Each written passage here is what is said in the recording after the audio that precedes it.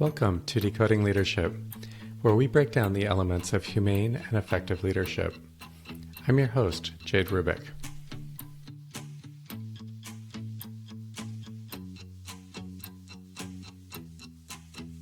Welcome to another episode of Decoding Leadership. I'm really excited to introduce you to Jim Gochee. Jim is somebody I've worked with at two different companies and for a very long period of time. He has a very extensive experience in the software industry. He got his start at Apple, went to Connectrix, was an engineer and later architect at Wiley Technology. And he and I worked together at New Relic. He was one of the earliest employees there. And he headed up product there and really grew along with the company. And after New Relic, I also went to work for him at Castle, where he was the chief operating officer. And his last role was at Blameless, where he became the CEO. And he has just a tremendous amount of experience across a lot of different roles and a lot of really interesting perspective. I found this to be a fascinating interview. Hi, Jim. Really nice to have you on the show. I'm so excited to talk with you today. We have a couple of topics we're going to discuss. First of all, prioritization and customer empathy. And then we're going to talk about how product and engineering can most effectively work together. And finally, I'd love to hear about your journey from being an engineer to being a chief product officer to chief operating officer to CEO. That's quite a lot of evolution and change, and I'd love to hear about that. So let's start with the product side. I remember you and I had lunch a couple of years ago, and you told me you had banned the word prioritization at Blameless. Can you tell me a little bit about that? I just loved hearing about that. I thought it was super interesting. Yeah, well, it's great to be here chatting with you on these topics today. So I learned a lesson at New Relic on the importance of words. And I had been used to using the word prioritization. Sounds like you also have been used to using that word. And I think in the engineering realm, we knew exactly what that meant. And we knew the importance of having priorities, and we knew the importance of giving clear direction to teams through priorities. But what I found when I was engaging with the sales team and every once in a while engaging with customers, what I found is that word was very loaded for them. And it actually really wasn't productive. Let me give you an example. Let's use like the analogy of a house and you're working on house projects, right? Everything that you want to do on your house is essentially a priority to you. And to say something is not a priority right now, just it sort of sounds like you don't really care about it. And that's not really what's going on. Really, what you're trying to say is some things I'm going to work on before I work on other things. And so it's really more about the sequence of the work, less so than me telling you this thing that you think is important is not actually a priority, right? So I think a better way to engage with a sales team and a better way to engage with customers is to acknowledge the real struggles that they're having. Those things are priorities. There's really no way around it. Don't say it's not a priority for me. That's not going to resonate. I started to shift how I talked about things to being, again, sequencing. It's like, yes, I understand the importance of that. That's a high priority for us to do. We're going to sequence it, though, after we do these other three things first. And let me tell you why. In a way, it disarmed the conversation. And it still essentially accomplished what I needed done with the product roadmap, was made it clear, what are we working on? And we're going to work on these things now, and we're not going to work on these things until later. And I felt so strongly about it at New Relic that at Blameless, which I worked at later, I just decided to ban the word. And it's also controversial to say you're banning this word, which everybody thinks they know, because then it causes a conversation to happen. Yeah, I find it clarifying. Often, even if the top priority is the third thing on your list, you have to do two other projects before you get to it just to lay the foundation. In a house example, it's like your sheetrock has to go up before your counters go in or something. Right. Your counters may be the priority, but you can't do the counters until you do these other things. And I think again, getting out of the word of prioritization and talking about I'm going to sequence it like this. Most people understand that. In a funny way, how do you debate the priority of fixing bugs versus the priority of new features? And we have a way we talk about that, which is investment levels. And because again, it's like it's really hard to say that this bug is more or less important than this feature, but people realize you have bugs and you need to fix them. And so if you just say more or less we invest 20% of our engineering time towards bug fixing, given the state of the bug backlog and the customers reporting bugs, we think that's about the right investment level. Again, it just sort of disarms the conversation and people say like, okay, yeah, I understand what you're up to there and I agree with it versus I'm going to fight you over, because if I say your thing is a lesser priority or not a priority, you get into this argument with people because their thing is their number one priority. Sometimes it may not be your number one priority as the product leader setting the roadmap. I find that really, really interesting. I might be tempted to copy that from you. I think that seems like a good practice. It's just less charged, and so it allows people to engage in more clear thinking, which I think is really the objective. Well, before we shift topics off of that, communication with your partner organizations within a business is so critical. And if you're sensing that communications are breaking down, just stop for a second and try to decompose that and see if there's a way where communications can be better. Because what I found is we're working in a company where everybody's trying to do the right thing, but there's a communication breakdown and people are getting upset and angry. And it's like everybody's trying to say the same thing or they want the same thing, but the words that are being used mean one thing to one group and one thing to a different group. Just be on the lookout for that in general as an anti pattern and see if like shifting the words, shifting the way you talk about something can get people more on the same page. It has to still be the same underlying thing you're talking about, but how you talk about it can change. Yeah, I think a lot of leaders really underinvest in just thinking about the narratives or the way that things are communicated. There's just a lot of potential there that's often untapped. We just get stuck in the patterns that we're used to in our functional domains. There's like these just these patterns, these ruts that everybody gets into. I'm curious, do you have other examples of the ways that you think that those ruts or those patterns are counterproductive in product? Have you had other examples of things that you've done that maybe you feel are a little unconventional or not the usual way to do things? Um, I like how you said patterns and ruts that people get stuck in. I've witnessed this almost every place I've worked.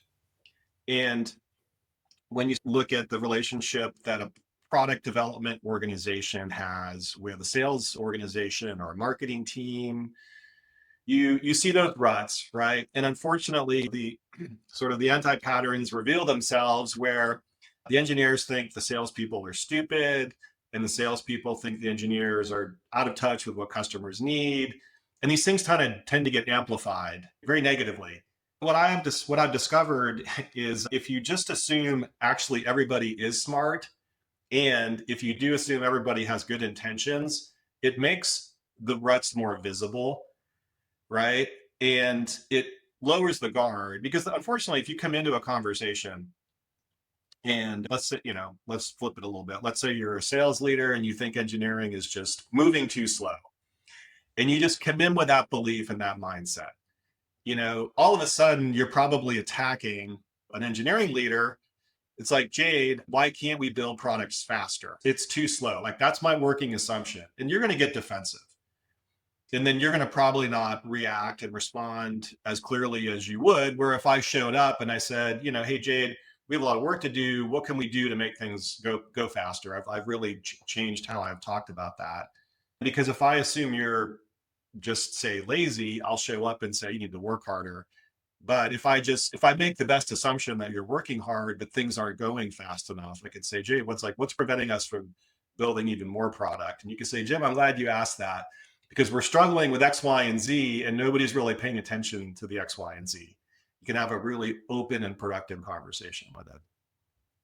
I love that so much because I've lived so many of those conversations, and it can be really challenging when people already have those assumptions just baked in. And I guess I'm surprised just how common that is. Maybe it's because we're tribal creatures and we view our department or our functional group or our part of the organization as like our tribe. And, the other tribes are all dumb and stupid and they don't know what they're doing. But I just find that I see that so commonly where there's just these assumptions that like salespeople are idiots, they don't know what they're doing, or the product people don't understand engineering, and so they're making these plans that don't make any sense, or it's almost the default. And countering that seems to be an important part of making effective organizations. Well, it is. There's this saying that if there's not a common goal to fight for, people will just fight amongst themselves because naturally, maybe that is the tribal instinct. And so, as a leader, be on the lookout for that anti pattern. And the solution is to create the common thing that you're fighting for, right? We're fighting to grow our market share, we're fighting to grow the business, we're fighting to just do all this great work in the product and get it out in customers' hands so they can use it. I think when I learned a lot about the holistic business, it changed my thinking on the product part of it. And really, everybody in a company has a role to play to make the business successful. And every role is different. But the shared goal is to really make that business successful. I mean, that's why businesses exist. It allows them to make the money to pay your salary. It allows the company to grow, which you can build wealth in stock options and equity. And it's actually really nice to work in an organization that has a goal and a shared goal, because I do think a lot of us get this sense of accomplishment when we have a shared goal and we achieve that goal with others, and that sense of like working as a team. It's always been very powerful to me. I've always enjoyed doing something together as a group and having success with it. When you left New Relic, you went to a place called Castle, and you and I worked for a little while there. And I was very impressed how you set up the goals for the organization when you came in as a chief operating officer.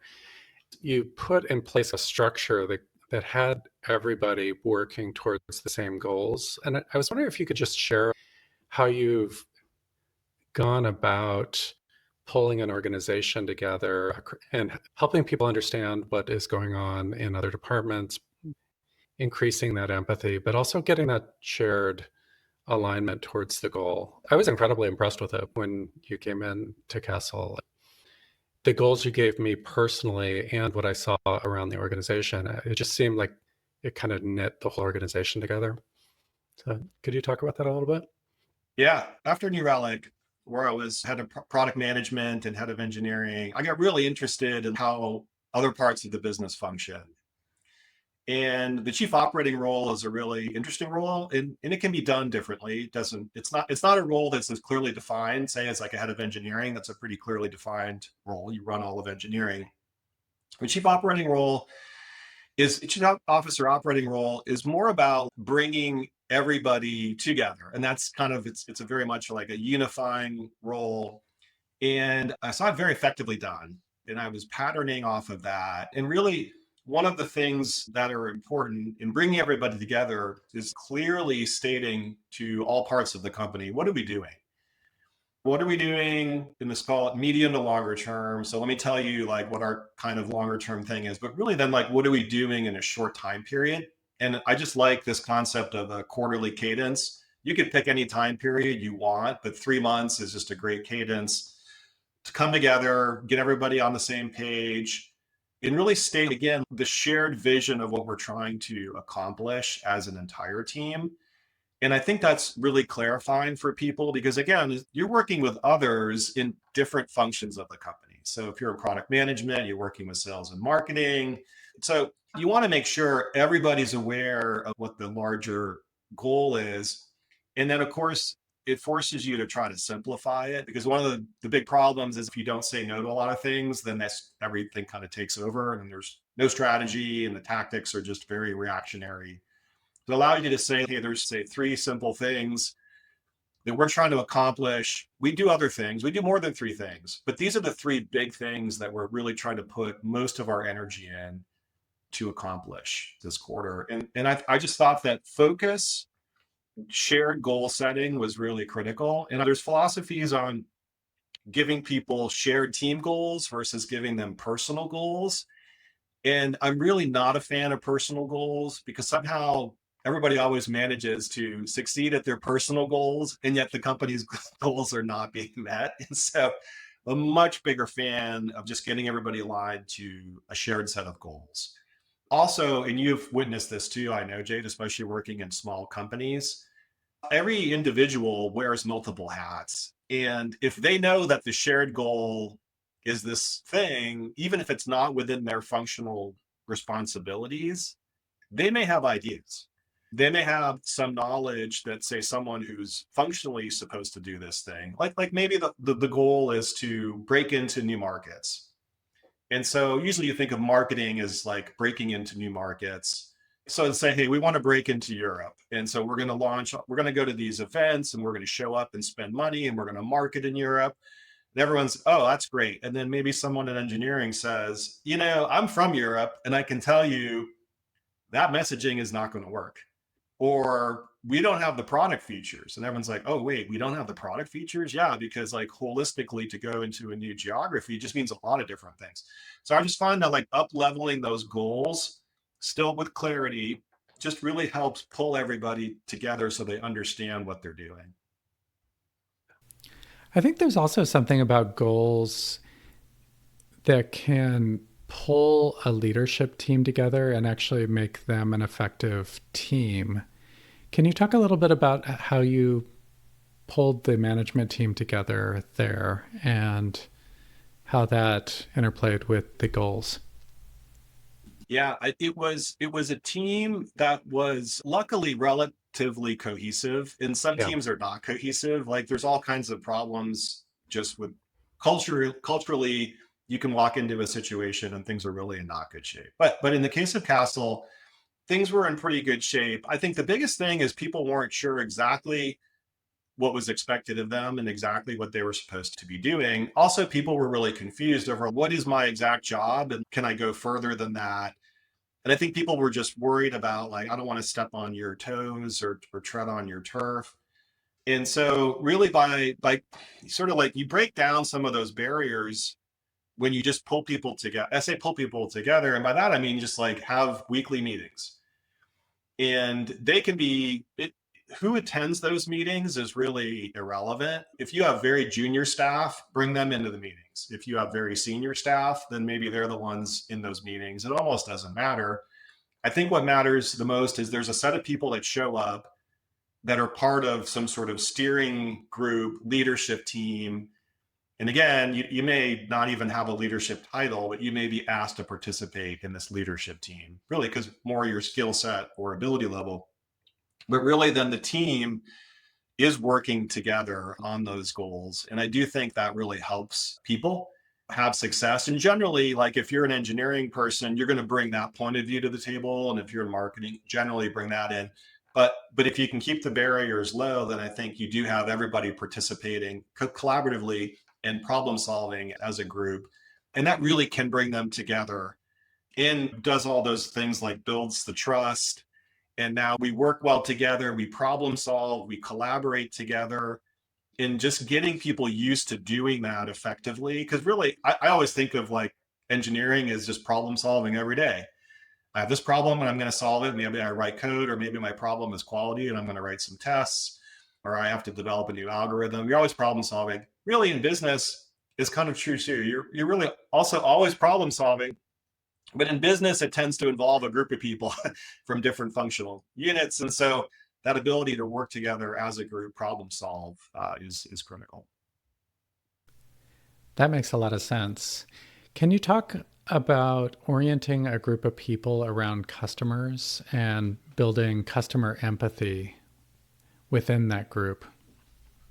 Yeah, this is a big topic. And so it's one that I noticed the engineering community didn't do well for the longest time, and I think it does better with it now. I remember the days when whatever engineers decided to build is what the marketing team marketed, is what the sales team had to sell. Yep. And those were the early days of tech. And you saw a lot of bad tech that was difficult to use, didn't really solve customer problems. I've been in my career long enough where I've witnessed that. Practically speaking, nowadays, at least people understand that it's important to have the customer empathy. And one of the simplest things that I've seen, there's a number of things you can do. One of the simplest things I've seen is really make sure that your product management team is listening to your sales engineering team. So again, this is really specific. If you have a product where there's sales engineers, they tend to be the technical ones who are demoing and fielding questions and diving deep with customers in your product. So they are really the closest to engaging with customers during the purchasing decision.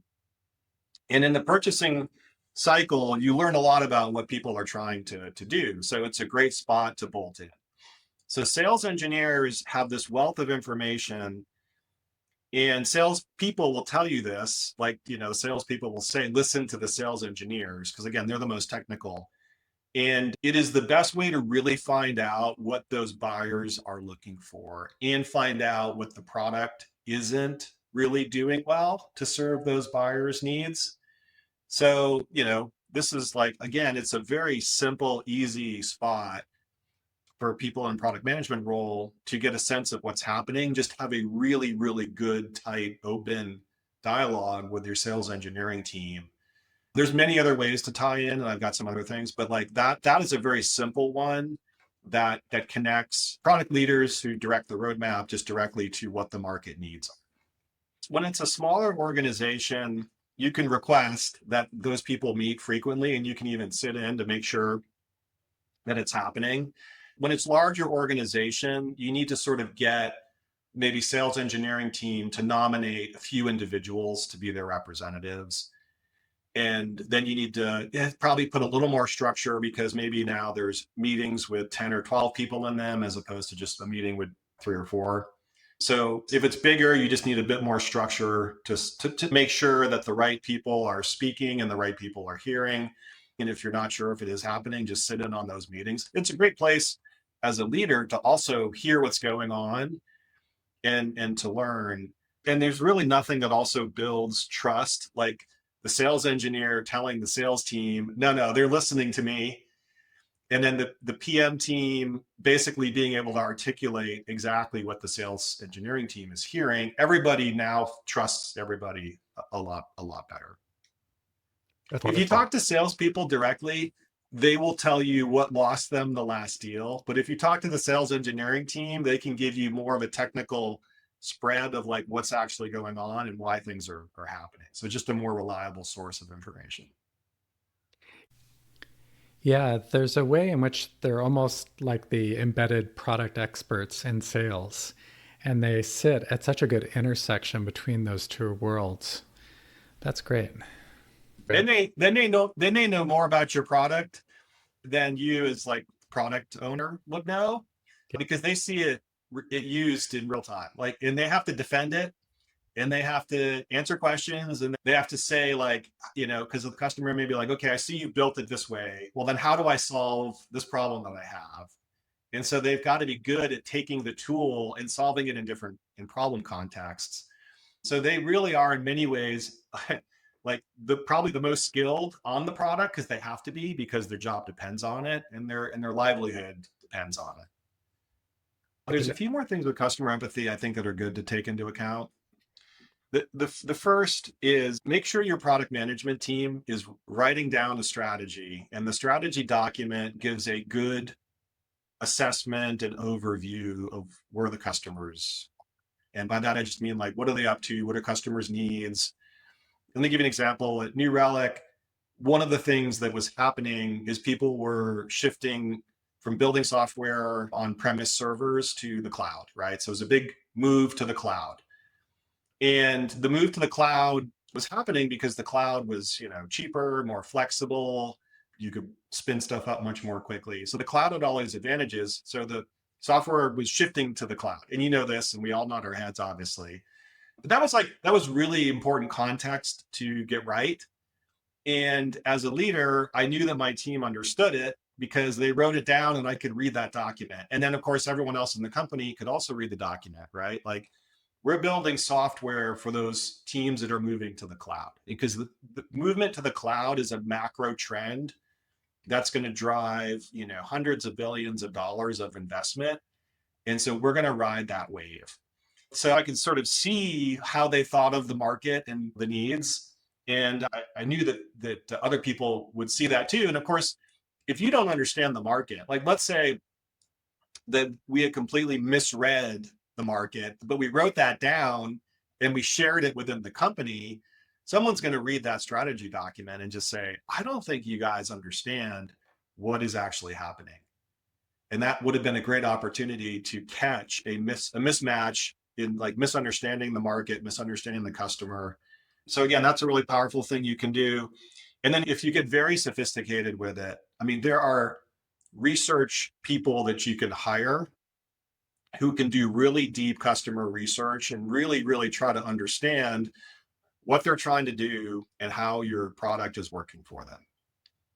And I would say that's, more of an advanced level thing after you've done the simpler things, right? But actually really getting high quality feedback on the customer's experience is difficult. And there are, people with PhDs that understand how to do this.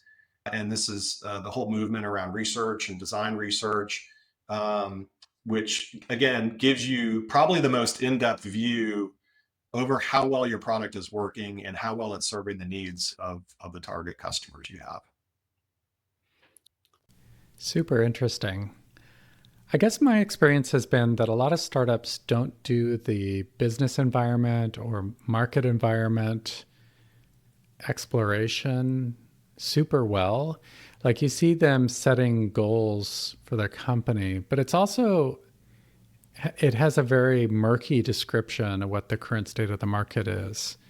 Do you have any experience clarifying an organization's thinking around what the actual state of the market is? Yeah. So I think some of what happens with startups is fine and shouldn't be changed because you don't want to overanalyze a situation.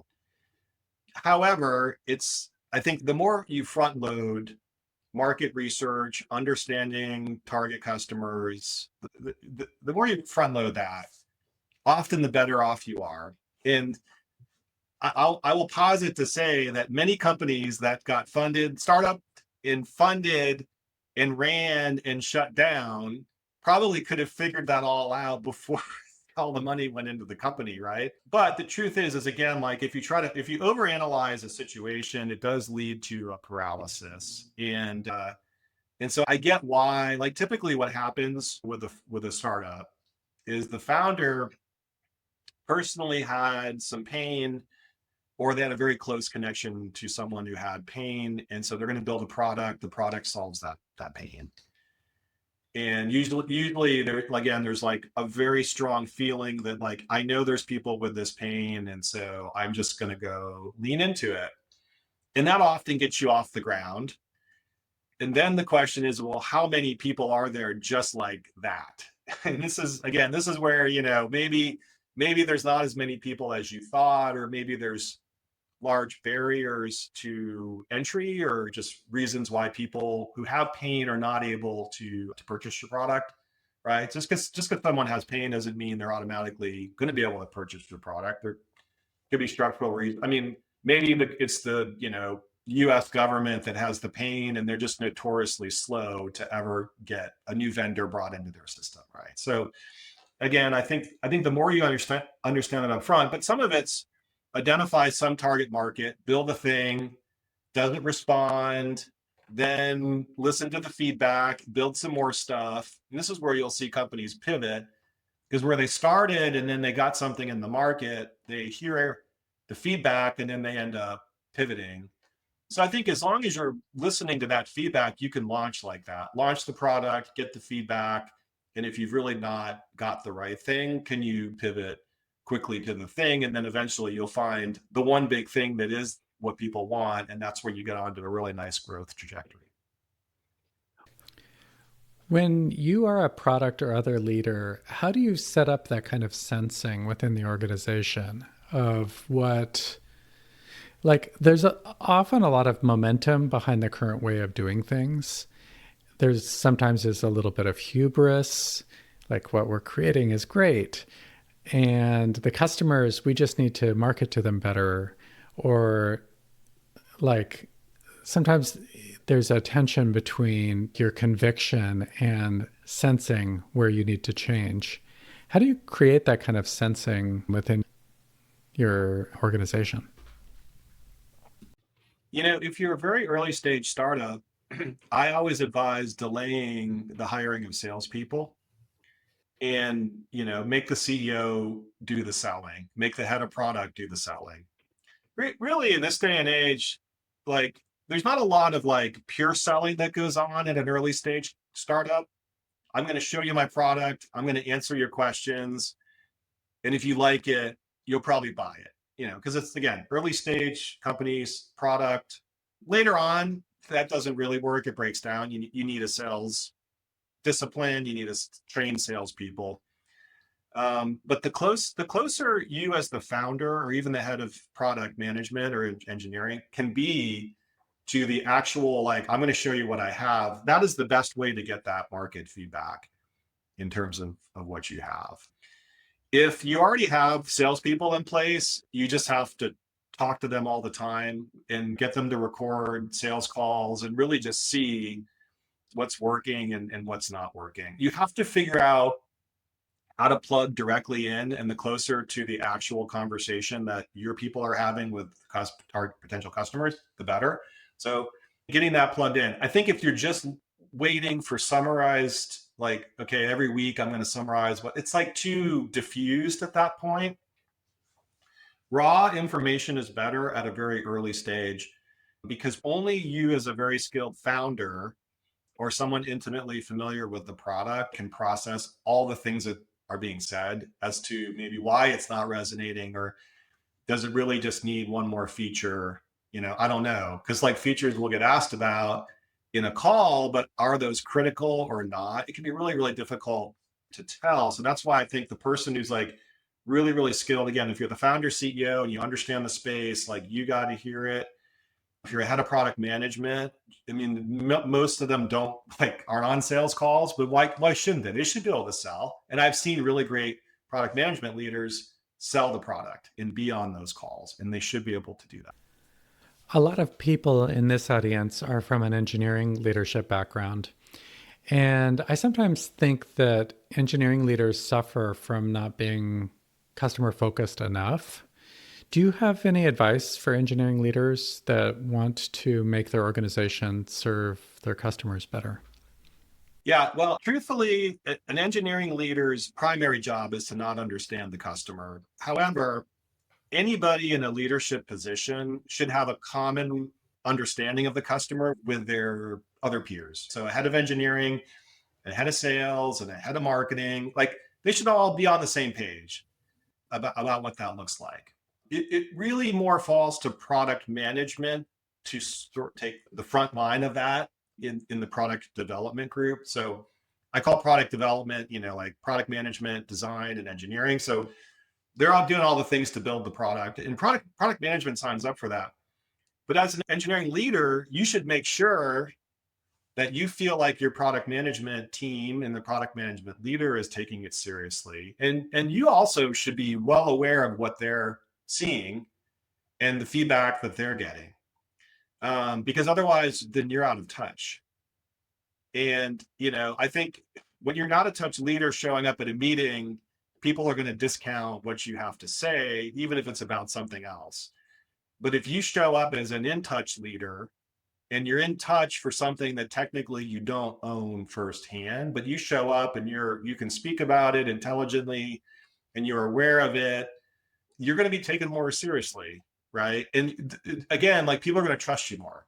So for example, if I'm a head of sales and you're the head of engineering and you show up to a meeting and have no idea what the customer pain points are, then I'm going to think, well, if Jade doesn't know about that, then is Jade even staying on top of his team? And why is velocity so slow? Which, the biggest complaint is velocity is slow, right? So, but if you show up and speak very intelligently and empathetically about the customer and what's going on and how the product is not serving that customer, all of a sudden now you're in a very trusted relationship. And so when you tell the head of sales, we actually have pretty decent velocity, all things considered, but there are some things that I'm working to improve, like they're going to believe you, right? And that credibility has been established. That makes a lot of sense. For my next question, I'd like to ask you how you like to see engineering, product, and design interact and work together. These specialties are so important for producing something great. They have to be really working well together. How do you like to make that happen? Yeah. Well, yeah, before we jump into that, I would Mhm. say that it's important to assess the product that you have and how important each of those functions is going to be for the success of the product. And I'll give you an example. At Apple, design was everything. And so the design function carried more political power, carried more weight. If the design team said, we're going to do it this way, you did it that way. But Apple was building, this well-designed product for millions, and it had to work. It had to work really, really well, right? And so Apple overemphasized the design function. Let's say you were Cisco and building network routers.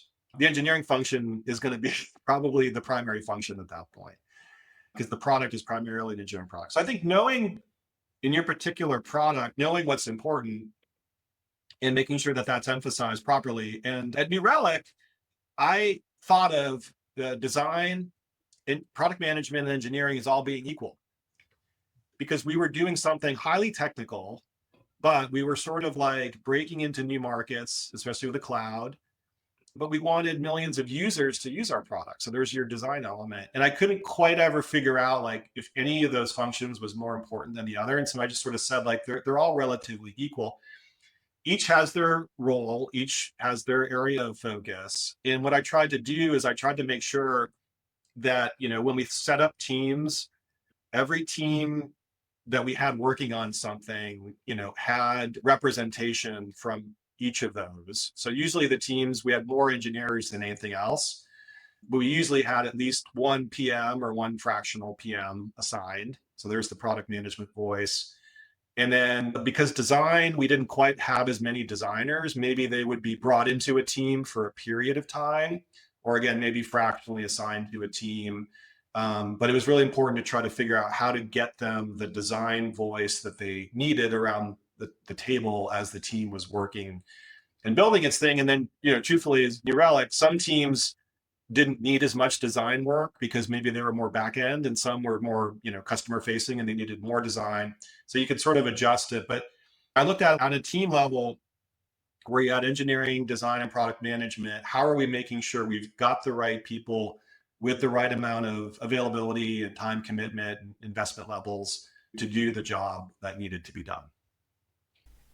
Yeah, it seemed like a recipe for magic on a team or an organization was if you could get those functions and really like the local leadership group that was composed of those functions working really well together. If you could get them all totally on the same page, all of a sudden, all these great things would start happening.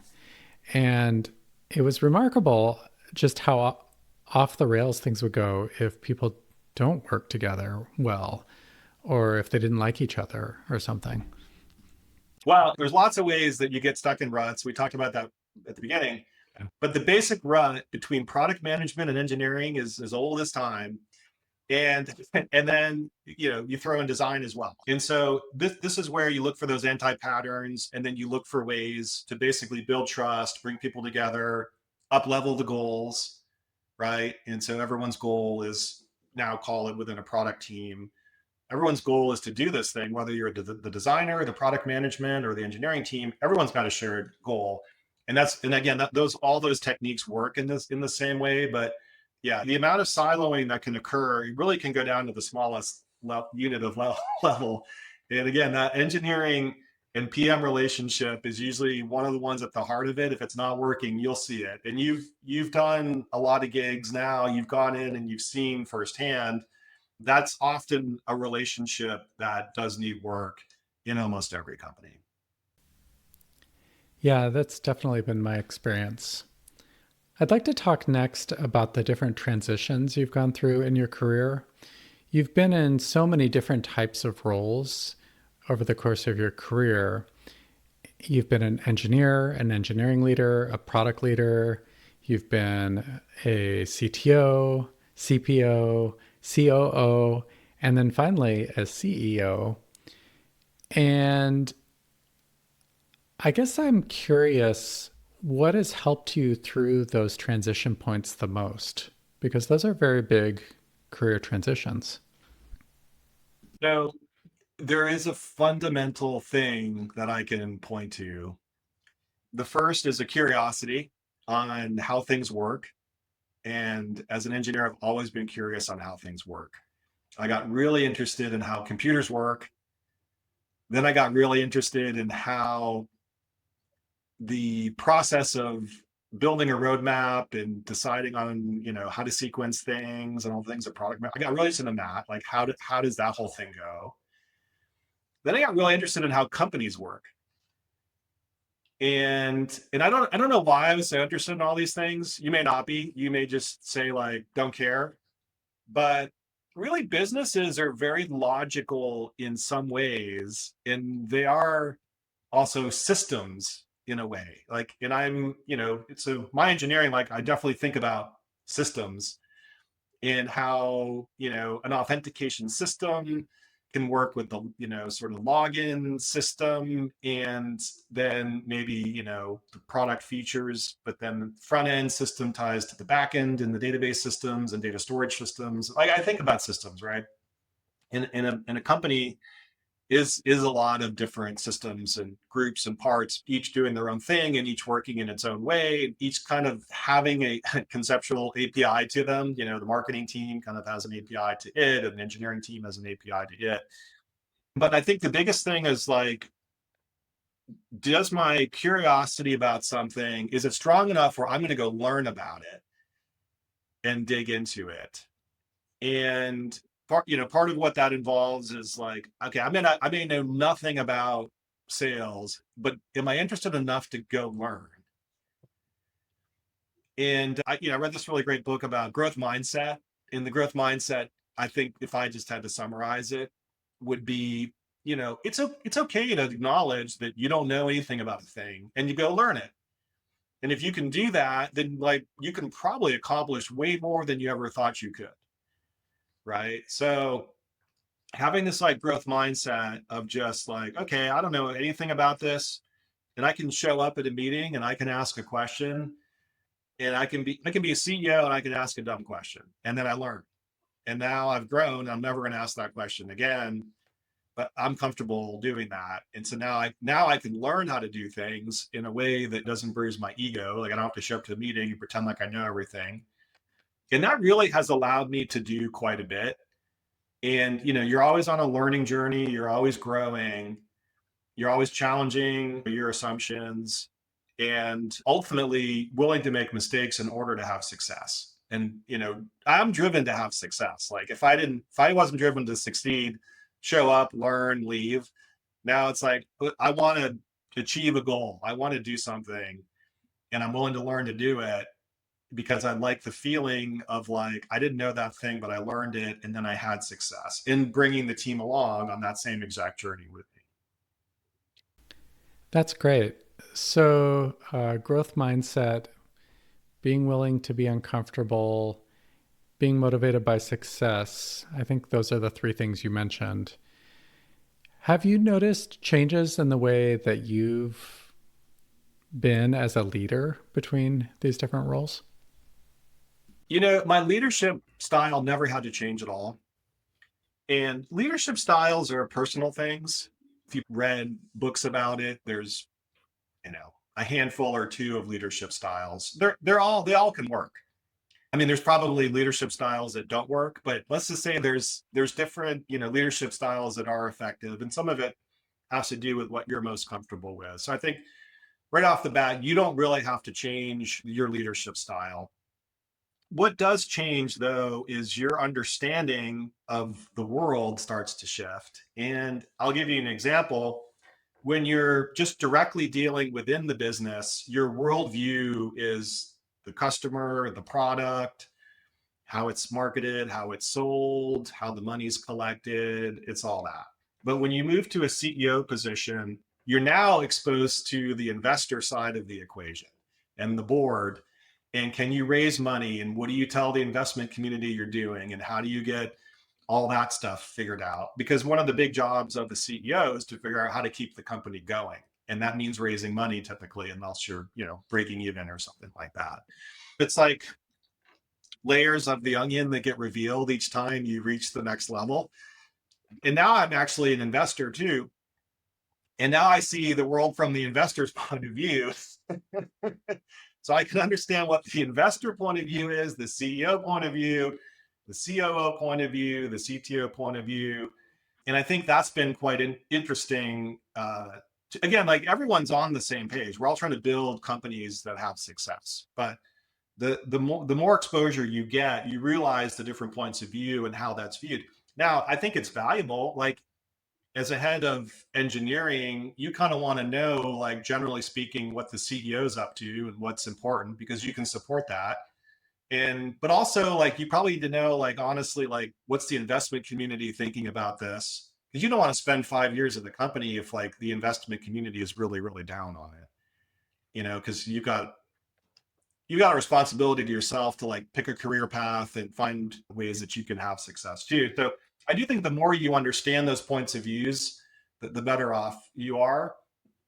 And I think that's the biggest change. I will also say that the turbulence is a lot higher at higher altitude. And there's a lot of stuff that goes on that you sort of have to shrug off. And only because it is a little wilder at the top, and you got to be okay with that. It's also a lot less certain. I mean, I think one of the big things you notice right away as a CEO is there's nobody telling you what to do. And in any other job you've had, someone was telling you what to do. The board doesn't really tell the CEO what to do. So the CEO really has to figure that part of it out for themselves. And so again, it gets a little wilder. I could go down this path. I could go down this path. I could go down that path. What does that look like? Yeah, you're really having to define the future of that company. That's a lot of responsibility. One thing Alex Croman once told me, you and I both worked with Alex before. One of the things he told me is that the further up you move in an organization, the more that you only get hard problems. Because the further down you are in the organization, the easy problems get taken care of. But the really tough things make their way up the organization. And so sometimes when you're in a position with a lot of hierarchical authority, all you're doing is just these really, really hard problems all the time. I would absolutely agree with that as well. I enjoyed it because I like problem solving, but it can be overwhelming at times. And I also learned how to push the problem back down. Yeah. So the problems do tend to climb up. And a lot of the skills that I learned later in my, kind of leadership trajectory was how to get my team, who probably honestly could solve the problem better than me anyways, right? It was a tough problem. But the problem is a tough problem handed to somebody who just doesn't have as much context and hasn't been living in it. Like, why do you think they're going to be able to solve that problem? But people get stuck. And so, yeah, problems escalate up. And I sort of got good at just pushing those problems back down. But then maybe I would also sit in on some meetings and like collaborate, right, with the team. And I learned this theory of decision making once early in my career, that decisions should be made by the people closest to the problem. And the CEO is the furthest from the problem typically, but a lot of CEOs enjoy making decisions and they revel in it. And so a problem percolates, hey, we don't know what to do. We can do this, this, or this. CEO is going to make a decision. But I sort of also learned how to say like, okay, well, someone's going to have to make a decision on this. Who is the best person in the organization who's got the most knowledge?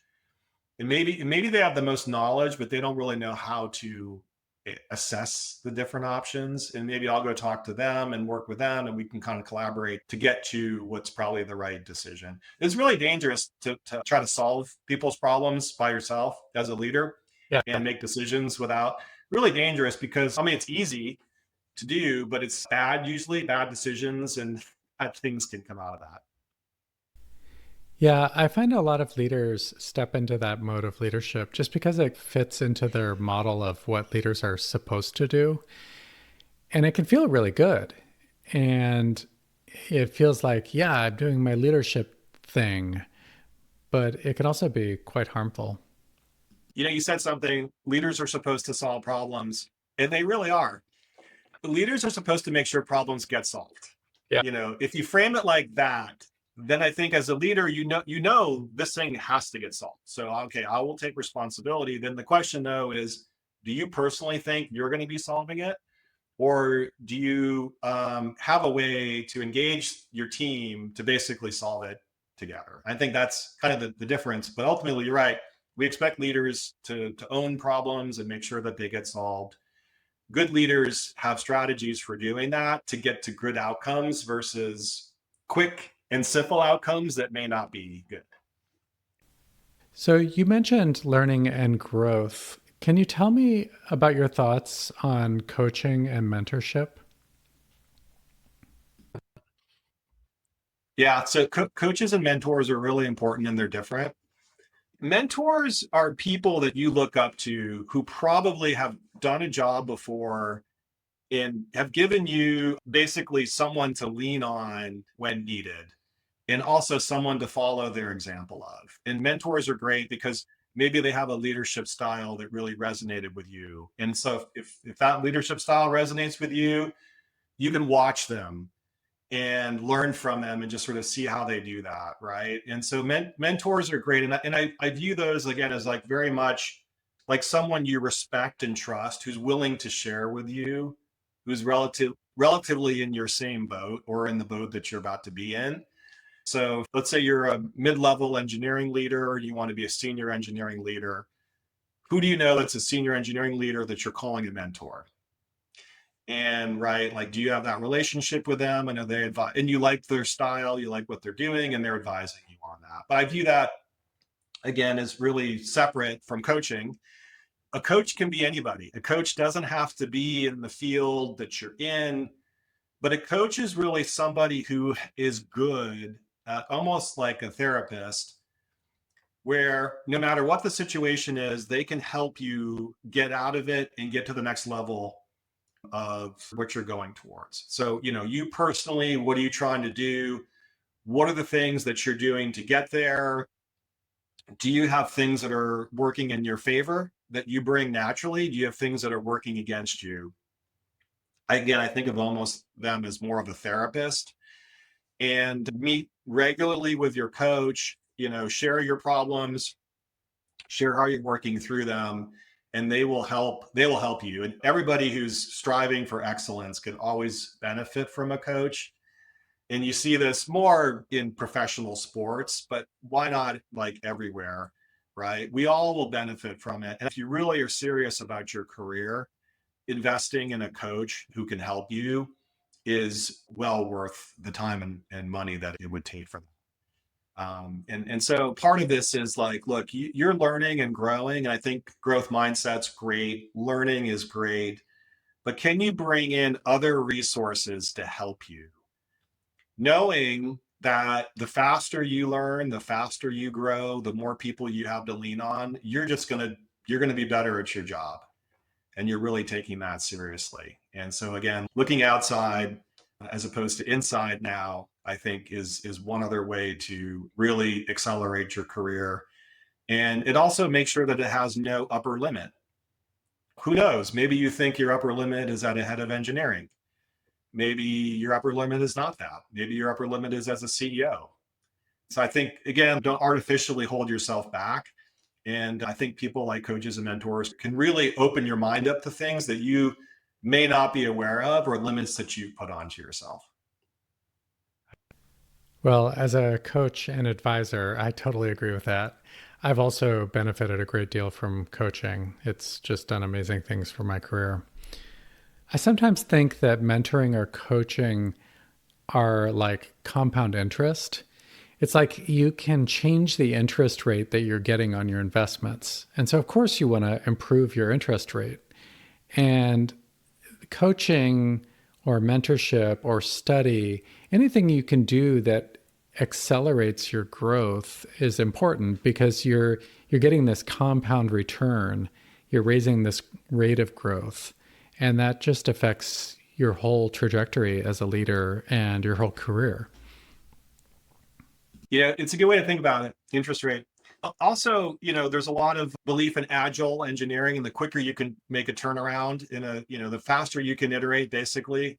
It's like compound interest that you're going to get from point A to point B a lot quicker. And we worked with someone who liked to talk about the Wright brothers. And the reason that the Wright brothers were first to flight is because they could fix the plane overnight and fly it the next day. And so they had 1 day turnaround, right, to iterate on the airplanes. And then eventually they fixed all the little things, got everything working. If you can basically improve your own personal growth rate and your turnaround time as a leader, think about that. And like you said, compounding over time, it does have a big effect. Oh, that's a really cool way of thinking about it. So it's not just about your yearly interest rate. It's about compounding more frequently. It's like continual compounded interest. I love that. Well, Jim, this has been a lot of fun. I really appreciate your time today. Thanks for sharing all of your thoughts. I think a lot of people are going to learn a lot from this, and I can't wait to share it with everybody. If people are wanting to find you on the internet or reach out to you, what's the best way for them to find you?